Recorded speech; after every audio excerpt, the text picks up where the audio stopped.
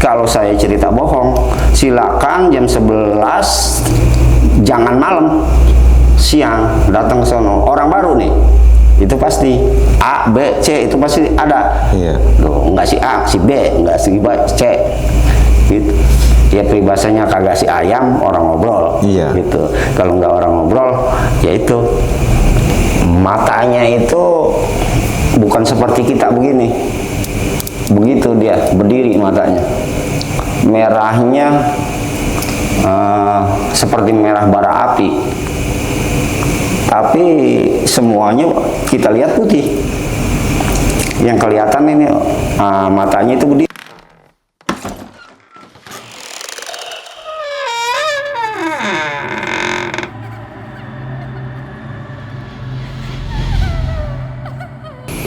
Assalamualaikum warahmatullahi wabarakatuh. Alhamdulillah. Selamat berjumpa kembali bersama saya di podcast di Balik Gelap. Kali ini saya bersama seorang narasumber. Beliau adalah seorang tokoh dan beliau akan berbagi cerita tentang pengalaman seputar kehidupannya. Dan ini adalah sebuah kisah nyata yang telah dialami oleh beliau. Beliau bernama Kanim, ya Bang Kanim. Iya. Kita sebut saja beliau Bang Kanim, dan beliau akan bersedia menceritakan tentang kehidupannya yang telah terjadi di masa lampau. Silakan Bapak Kanim. Assalamualaikum warahmatullahi wabarakatuh. Saya akan bercerita sejarah kehidupan saya. Saya ini boleh dikatakan orang susah, kaum buruh, kerja serabutan. Awal saya tukang jala. Saya dipanggil sama teman-teman, nama saya Rawing.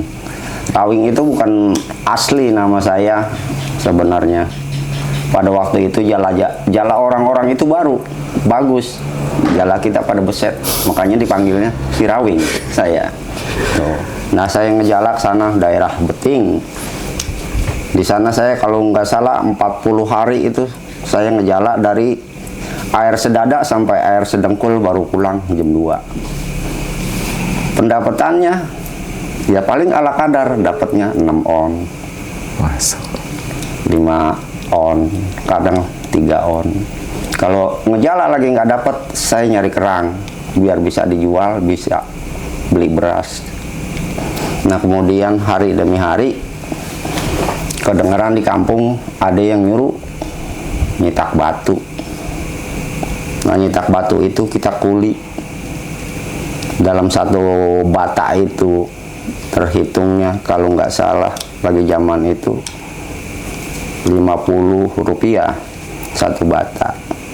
Nah, kalau sudah matang 250. Nah, terus nyitak dah kita bareng-bareng sama temen. Terus nyitak sampai kalau tidak salah yang bareng itu lebih dari 2 bulan. Nah, setelahnya 2 bulan kita kerja ke sono kemari, lari lagi ke batu. Nah, pada akhirnya saya ingin membuat rumah.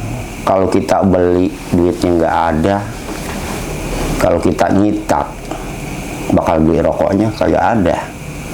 Nah, akhirnya kan terpaksa kita nyitak juga. Nah, yang kita citak batu itu khusus bakal kita. Jadi kita ngeberatin anak minta beliin mole. Dalam 1 minggu itu sebal itu mole. Jadi kita nggak ngisep rokok batangan, kita rokok lintingan. Nah, selama 4 bulan itu saya ngisep rokok itu, saya nyitak. Saya kalau bikin batu itu saya ngadonin itu 1 hari. Nyitak 1 hari. Dapatnya 800. Kadang 1000. Ayo setiap hari. Sampai 4 bulan saya dapat 28.000 bata. Kemudian saya jual, bakal beli semen. terus saya jual, bakal ongkos narikin dari Betingan. Nah bareng lagi sama teman-teman tuh nyitak lagi. Nah setelah nyitak lagi, pergi gelap, pulang gelap, ngurusin batu. Nah kemudian kata temen, ada yang nyuruh nyitak, ntar diterima mateng, harga sekian sampai rumah. Nah itu digotong royong orang 6 orang, bata 20.000 itu orang 6 orang, kebagian sarang 3.000, kalau nggak salah 3.500-an. Nah itu sampai bulanan juga. Nah kemudian waktu ngebakar itu kagak bareng, teman ngebakar, kita belum cukup, dia ngebakar duluan. Nah dia ngebakar dah sampai mateng, nanti diangkutin dah tuh bareng. Besok harinya teman masih ngebakar, kita belakangan angkutin lagi. Nah ketika saya mulai ngebakar, satu hari itu saya nyusun batu, bakal ngebakar bareng deh tuh sama teman-teman. Bakar batu itu kan pakai dedek tuh. Kalau satu malam itu belum ambles, paling kalau amblesnya pagi baru kita bisa nambahin kalau dari awal. Nah terus kedua malamnya, nah ketiga malamnya tuh batu sedang marongnya, saya di rumah. Nah ceritanya jam 2 saya ke kebun, ke Betingan, tujuannya mau nambahin dedek supaya jangan ngejeblos. Nah tiba-tiba jarak 100 meter saya melihat orang, seperti orang lagi nambahin batu saya pakai dedek. Saya lihat, tapi kagak kelihatan akibat api sama asap. Nah terus saya paranin, emang tujuannya mau nambahin, kenyataannya begitu saya sampai bener, udah ada yang tambahin. Tuh, api udah nggak begitu ngulap. Sampai situ kan saya tanyain teman-teman, saya panggilin 3 orang sampai 4 orang itu saya panggilin, kagak ada yang nyaut. Pikiran saya temen kali yang nambahin. Nah tiba-tiba kita muter, kagak ada orang, kita panggil-panggilin. Kemana ini si Sarbani? Dia kali yang ngisiin dedek. Nah kemudian anak saya ngajakin, pulang mbak, buruan mbak, buruan. Diam apa tong, kan ini belum penuh, ntar kalau udah penuh baru kita balik. Takut mbak, takut apaan, kan kagak ada apa-apa gitu. Itu mbak, ayam katanya tuh kiyak-kiyakan aja. Saya belum denger, mana kagak ada ayam, kagak ada rumah di Betingan, mana ada ayam. Begitu. Nah kemudian makin dekat saya denger sama biangnya, iya bener itu ada ayam. Wah milik ini mah tong, ayo tong kita tangkap mbak, pulang mbak, pulang mbak. Lah ono ayam, lantar kalau kita tangkap kan lumayan. Nah saya paranin, dia diem di bakaran batu nungguin, dia mau ngikut takut. Kemudian saya paranin tempat yang tadi kedengeran sama saya, jaraknya 10 meter. Tiba-tiba saya paranin nggak ada, jadi suaranya pindah ke 20 meter jaraknya. Saya ikutin lagi. Nah itu di pas pohon pisang Bang Mista itu dulu ada pohon pisang di situ. Nah di situ rame, bukannya ayam biang aja, sampai-sampai kedengeran domba. Nah ini ada domba, tadi baru ayam doang. Saya paranin, apa sih emang kambing kagak bisa pulang. Begitu saya sampai ke pohon pisang, geser lagi suaranya. Makin penasaran saya. saya paranin lagi, sehingga berkali-kali saya paranin ya sampai ke pohon bambu kuning yang di belakang Pak Arta. Di situ langsung sepi, nggak ada suaranya. Anak saya sono udah kalap, udah guguruan pulang. Saya balik lagi, tau kagak, nggak ada apa-apa. Kena bayamnya kagak. Oh, nggak ada suaranya. Udah, ayo Pak kita pulang, ayo pulang. Nah, paginya ketemu teman-teman nyitak saya, nyitak batu. Saya tanyain, satu pun malam itu kagak ada yang keluar. Lalu siapa itu yang nambahin dedek itu? Kata saya, apa sih? Kalau emang yang ngeraksa di sini, ya tolong dah, jangan ngeganggu. Kan udah kenal. Saya ini udah bukan 1 tahun di sini, udah lebih dari 5 tahun. Waktu itu kan saya ngurusin sawahnya, sawah Marulo. Iya. Tuh. Nah, ceritanya terus berlanjut sampai ngangkutin batu. Nah, tiba-tiba lagi waktu tengarik, anak-anak pada narik batu. Saya ada di situ. Nah, saya lagi ngopi. Kemudian saya tawarin, nenek buyut, kakek buyut, silahkan kalau mau ngopi sini bareng-bareng sama saya. Kopi emang ada 3 gelas.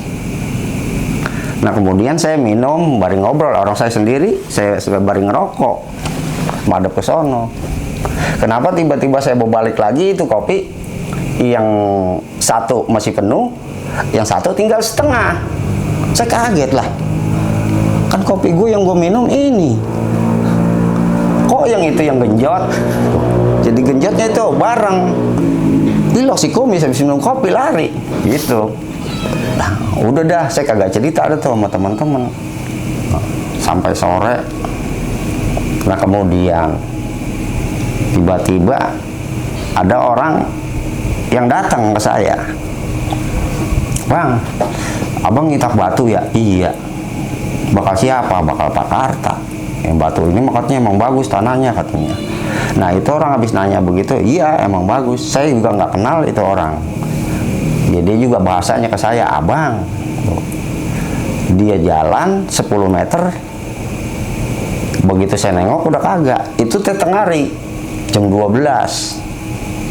Agak ada itu orang kemana? Saya paranin kan ke tempat yang dia lewat, itu kagak ada. Sampai ada orang yang di sawah, saya tanya, kagak ngeliat orang. Nggak ada orang lewat katanya kemarin. Kadang saya bingung, kenapa ini ya? Ada apa? Tapi apa ada rasa takut mah, tapi penasaran saya lebih tinggi. Jadi penasaran aja. Nah, kemudian kita nyitak batu udah rapi sampai selesai. Kuli dah tuh di sawah. Nah, saya kuli di sawah. Ceritanya saya lagi nampingin. Saya ngelihat nenek-nenek itu pakai baju berukat, tudung cetoknya bolong, bari begini aja seperti orang ngangon titit. Lagi ngula-ngula itu, tititnya jangan sampai pergi. Saya lihat, itu nenek-nenek ngangon sendirian. Kemudian saya kerja lagi, begitu saya tengok lagi kagak. Saya lari kan, saya uber, takut nanti dia jatuh atau bagaimana. Saya sampai ke gumuk itu, si Bagol. Kagak ada. Ada yang kerja situ, si Rapih namanya. Saya tanya dia, lah gue kagak ngeliat nenek-nenek. Dari awal juga kagak ada katanya nenek-nenek. Yang benar, iya. Lah saya bingung kan, saya diam. Saya mau balik lagi kan, jalan. Nah, begitu saya berbalik lagi, ombong yang tadinya saya tahu itu saya lewatin. Orang hati saya ngomong aja kemana nenek-nenek itu ya. Begitu saya nengok ombong, lah saya sampai meriang. Saya kagetnya sama ombong, bukannya kaget sama itu, sama Uyut, bukan. Tuh. Nah, di situ bukannya sekali 2 kali. Ya kemungkinan saya cerita juga didengar. Kita kan buka sejarah, bukan namanya kita nyeritain keburukannya. Nah, di situ begitu ceritanya. Nah, terus saya ketemu lagi masih ruahnya engkong Kong banjir. Kong, kenapa dasarnya di sini ada betingan? Kata Kong banjir, kalau lo mau tahu nih Tong, dulu Citarum itu tanggulnya kecil. Air jadi bukannya bedah, pertama mah limpas. Nah setelahnya limpas kan bedah. Setelahnya bedah, air mulek. Jadilah itu betingan. Nah ini nih petakan engkong nih, yang ini nih petakan bangke disebutnya. Apa dasarnya? Nah itu bangke orang nganyut dari Citarum ke situ. Oh begitu Kong. Berarti Kong, kata saya ada riwanya. Emang di situ ada penunggunya.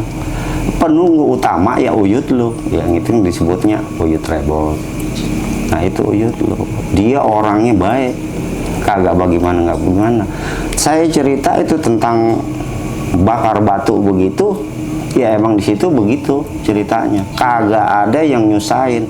Dia cukup kalau dia mau nemuin orang cukupnya sama kopi, sama pisang goreng. Kagak ada yang lain. Cuman kalau kita di situ, ya kita ngomong, kita numpang. Nah Jumat, kalau nggak salah hari Jumat, saya ke sawah. Waktu itu mau nyempret. Lagi saya masukin air ke tank semprotan, tiba-tiba itu ikan gabus maranin. Itu ikan gabus teh bukannya ukuran kecil, ukuran 3 kiloan maranin. Saya usap kan, ini gabus apa ikan biasa apa bukan? Diam-diam kalau bukan, gua ambilin pedang. Tuh, jadi kita ngomong sama ikan. Nah terus saya ngegubuk batu maranin, ngambil pedang. Saya paranin, seksi itu lagi, tiba-tiba ikan kagak ada, air pun nggak butek. Oh berarti ini yang ada di sini. Nggak ngeganggu orangnya, cuma ngasih tahu bahwa dia di situ ada. Nah kalau di daerah situ kan apa ngejurusnya ke Puun Kedondong, Kedondong yang pernah yang gue garap itu. Nah kalau di situ orang ya apa bagaimana ya kita ngelihatnya, badannya merah, kepalanya putih, tapi pinggangnya hitam. Tuh, aduh, dulu pada bangun. Ini batas ini nih, badan ke leher merah, pinggangnya hitam ke kaki. Ini palanya putih. Apanya namanya? Matanya itu bukan seperti kita begini. Begitu dia berdiri matanya. Merahnya seperti merah bara api, tapi semuanya kita lihat putih. Yang kelihatan ini matanya itu berdiri, jadi bukan kayak kita miring, dia berdiri matanya merah, tingginya sama Puun Kedondong. Nah kemudian di betingan itu ke belah depannya ada betingan yang mulok saya itu. Itu yang mulok di situ orang duduk. Itu kan ukurannya 1,5 meter itu lebar puteran apa namanya betingan yang kecil itu. Puterannya itu hampir 1,5 meter, hampir 2 meter. Itu pas dia sila pas sama orang itu. Masya Allah. Cuman palanya kagak. Palanya kagak ada. Pas itu puteran itu yang 2 meter dia duduk sila, palanya kagak ada. Saya ya apa yang saya lihat ya seperti itu. Kagak dibohongin, enggak. Emang kenyataannya seperti itu. Nah balik lagi ke betingan almarhum itu, sekarang yang ada Puun Mindri itu di tempat itu orang ngobrol. Khusus tempat orang ngobrol, kagak ada suara apa, nggak ada suara apa, tetap orang ngobrol seperti orang berempat. Iya. Orang ngobrol. Saya tahunya di situ bukannya malam aja, siang juga kedengeran sama saya. Apa sih saya mau sekedar dikasih tahu apa bagaimana, saya juga kagak paham. Jam 11 saya ke situ manggulin dedek, di situ ada orang gundreng aja. Kalau pendapat saya pikiran orang nyetrum atau orang ngobor. Tuh di situ lagi istilahnya ketemu bareng dah dia ngobrol. Jadi saya kagak ada rasa takut tuh manggulin dari kampung itu dedek sampai ke situ, nggak ada rasa takut. Apa sebabnya? Kita dengar ada orang ngobrol, wah ada temennya gua. Tuh, jadi ya udah ngangkutin dari jam 9, jam 10, jam 11 kedengeran, jam 12 kedengeran, jam 1 nggak kedengeran. Baru saya pulang, gua nggak ada temennya. Tuh, ya saya kagak tahu. Nah, ada rasa penasaran. Kenapa itu orang ngobrol kagak kedengeran, nggak kelihatan senternya pulang. Bergelap aja. Kalau orang ngobrol kan bawa senter. Jadi ada rasa penasaran. Lebahnya saya tahu. Lebahnya orang kedengeran danta. Sama kita nyetak batu sama gubuk kita deket. Nah, saya bawa senter. Kalau orang ngobrol sekagaknya puntung rokok pasti ada. Iya. Kalau yang lain mau kita misalnya bungkusan roti nggak mungkin dah dia bawa roti. Kalau puntung rokok saya ngecaknya pasti ada. Sekagaknya agak masih ngebul, orang baru pergi. Iya. Kita paranin ke situ. Kita senter, kagak ada puntung rokok. Kita lihat-lihat kan kalau ada bekas orang duduk mau ada bekasnya. Masa. Kagak ada. Ini apa sih orang? Saya ngomong di situ, apa sih orang sini ya. Kalau orang sini ya udah masing-masing aja. Itu setelahnya saya ngomong begitu, itu dari kaki sampai ke kepala bulu saya berdiri semua. Baru dikasih rasa takut. Iya. Itu begitu berdiri kita jalan berat ya, kita nyebut astagfirullahaladzim, kan saya udah tahunan di sini. Kok masih diganggu aja? Berarti kan kalau di situ ngobrol di sini, berarti saya udah tahu. Berarti orang sini. Nah, saya jangan ditakut-takutin. Agak lama ada tuh. Ada kali 15 menit saya mendek. Nih pundak saya sampai juga ditindihin lumpang batu kali. Kita mau jalan kagak bisa. Kita jerit nggak bisa. Hati sih ngomong. Nah, selama 15 menit itu saya nggak bisa gerak. Saya istighfar, hati mau udah ngomong apaan tahu dah tuh. Yang kita bisa baca tuh kita baca. Ya alhamdulillah, jadi enteng lagi badan. Setelahnya itu baru saya tunggang langgang nggak saya lari. Baru ada rasa takut. Tadinya dari awal kagak ada rasa takut. Yang ada rasa penasaran saya tinggi. Nah itu di situ. Itu kita kalau di situ banyak yang nemuin, banyak yang cerita sama saya, sedangkan pengalaman saya juga lebih tahu dari dia sih sebenarnya mah.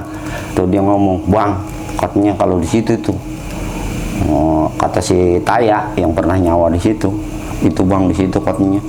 Saya katanya kalau ngairin katanya udah mulain jam 10, jam 11 orang ngobrol kagak berhenti-berhenti Bang katanya di situ." Iya emang ada, gue lagi nyetak batu gua di situ. Gua kaburnya gara-gara di situ. Tadinya malah gua nyitak juga. Sebelumnya subuh kita udah nyitak.